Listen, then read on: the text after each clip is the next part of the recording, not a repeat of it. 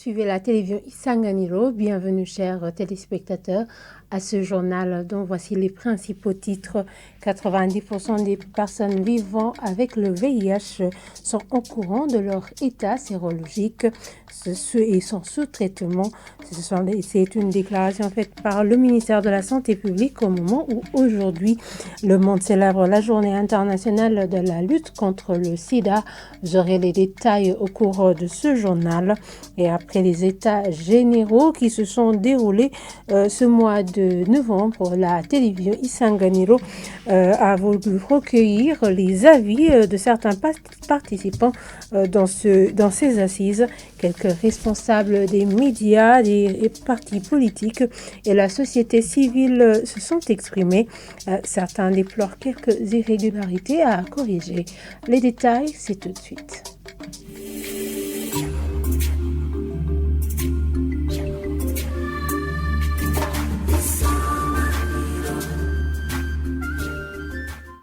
Je vous le disais en titre, la dépénalisation de certains délits de presse et la mise en place d'une commission mixte chargée de la mise en application des recommandations issues des états généraux de la communication et des médias sont quelques-unes des appréciations de certains responsables des médias et des partis politiques et de la société civile.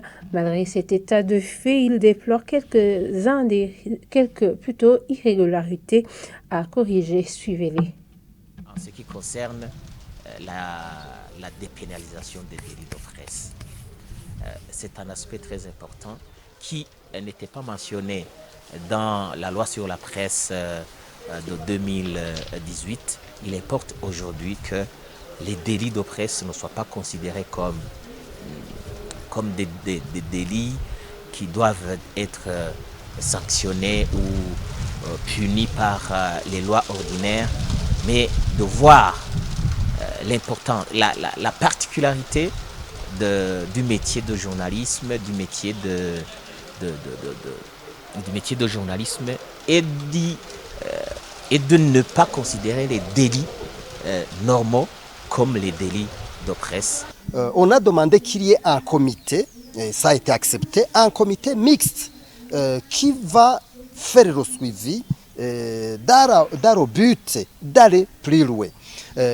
Une autre recommandation quand même qui est très importante, c'est l'appropriation. On a demandé qu'il y ait de l'appropriation gouvernementale parce que prendre 2 jours sans qu'il n'y ait pas de l'appropriation, on a vu des états généraux juste pour consommer de l'argent, mais aussi du temps. Mais cela, l'ORICOM considère comme une malversation. Il y a un problème.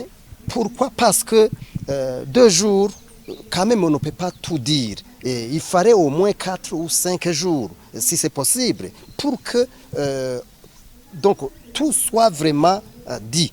Malheureusement, Rota a fait défaut, mais aussi c'est au niveau de la représentation. On a besoin des états généraux. C'est vrai, le ministre est là, ses proches collaborateurs sont là, les dirigeants du CNC sont là, mais quand même au niveau de la présidence aussi, on voudrait qu'il y ait des représentants au plus haut niveau. Pourquoi pas? Les acteurs de la communication, c'est nous qui devrions, dans la mise en application de ces recommandations-là, influer sur ce qui doit changer. Les autorités publiques, les médias, les communicateurs officiels ou politiques ou tout autre communicateur quelque part a sa part ou son rôle à jouer pour que les recommandations issues de ces états généraux puissent porter des fruits dans notre société et dans le contexte de l'heure. Quel est votre avis?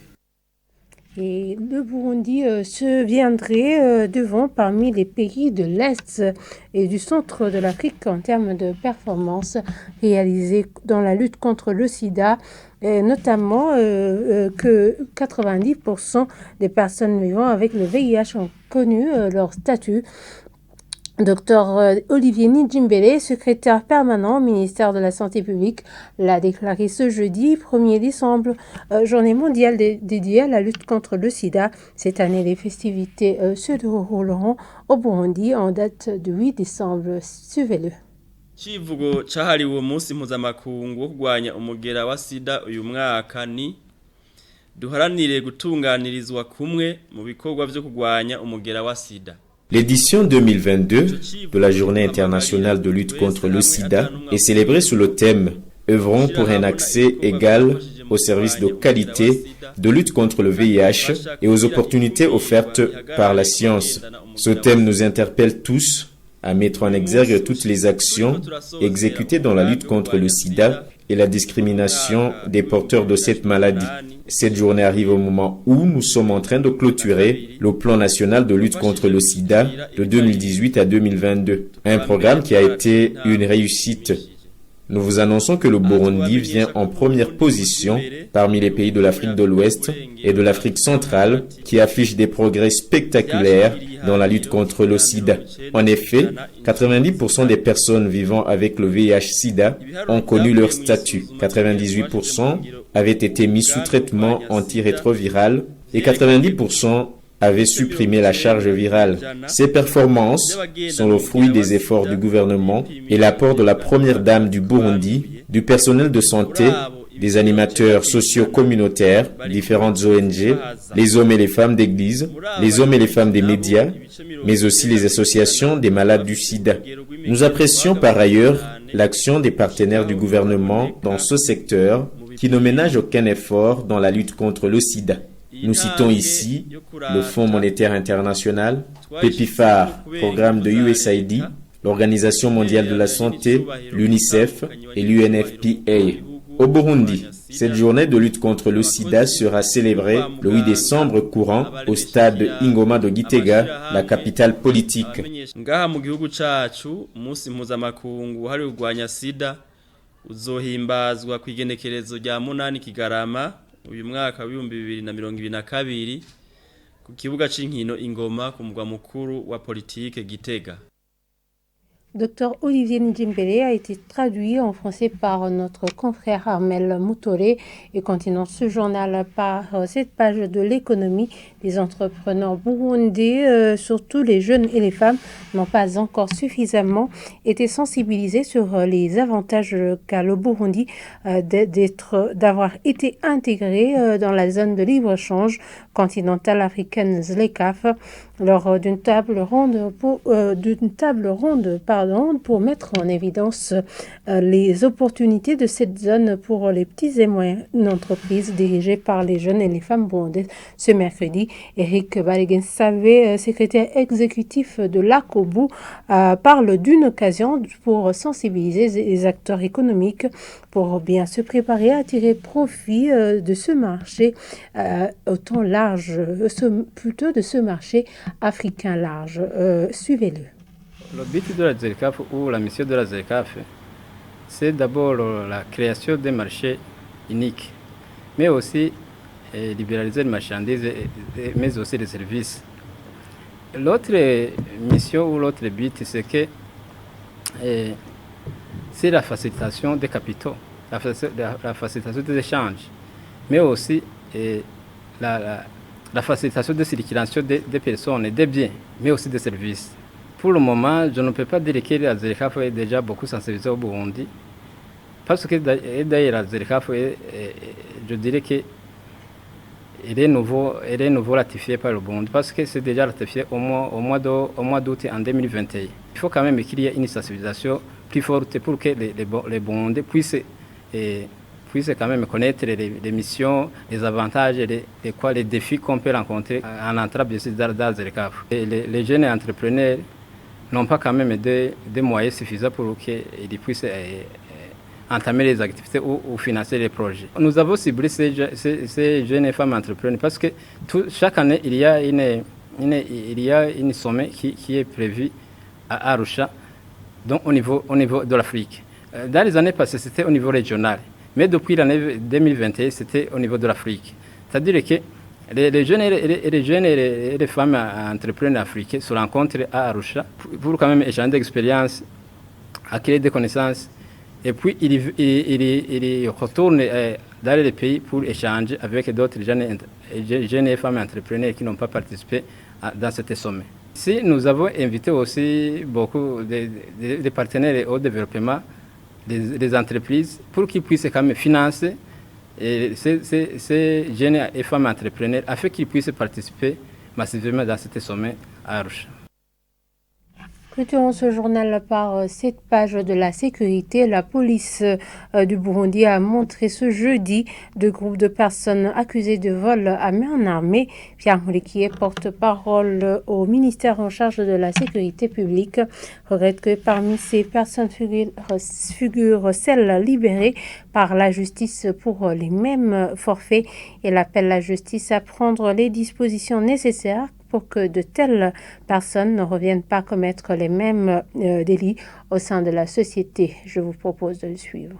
Ce sont des criminels, membres d'une bande criminelle qui a été démantelée, et ces criminels ont été appréhendés après avoir commis notamment 2 forfaits. Le premier a eu lieu en date du 2 novembre 2022. Dans les enceintes de l'hôpital Prince-Régent Charles, et ont volé dans un véhicule qui était garé. Et le 14 novembre 2022, il y a eu un deuxième forfait qui a eu lieu à Nyakabiga. Là, le même groupe a commis un vol d'une moto, appelée communément Djehokuki. C'est un groupe avec des rôles spécialisés pour les membres. Il y en a qui sont chargés de décoder les téléphones et les ordinateurs volés. Il y en a qui sont chargés de la vente de ces objets volés. Et il y en a qui opèrent alors ces vols. La particularité pour ce groupe, c'est qu'il est constitué de récidivistes. Donc 6 sur 10, ce sont des récidivistes, donc des criminels qui avaient été appréhendés et transmis à la justice, accusés de vol à main armée, et qui avait été relaxé quelques jours après. On peut même citer des exemples. Nous demandons donc que tout soit fait pour que ces criminels ne retournent pas dans la société pour commettre les mêmes crimes chaque fois qu'ils sont appréhendés par la police. Ce sont les membres d'une bande criminelle qui commet des vols à main armée, mais aussi des faux et usages de faux. À son actif, on a plusieurs forfaits qui ont été commis principalement ici à mairie de Bujumbura, mais aussi à l'intérieur du pays. Et pour que le groupe soit identifié et démantelé, le groupe a, en date du 17 novembre 2022, commis un vol suivi d'un assassinat à la cathédrale catholique de Ngozi. Et l'enquête approfondie alors s'est poursuivie, et on a constaté qu'en réalité c'était un groupe qui avait fait des vols à main armée à métier, et ils ont révélé au moins 11 autres cas de vols à main armée qu'ils avaient commis depuis les années 2014. Et voilà, c'est ici que nous clôturons ce journal. Merci de nous avoir suivis et très bonne suite de programme sur la télévision Isanganiro.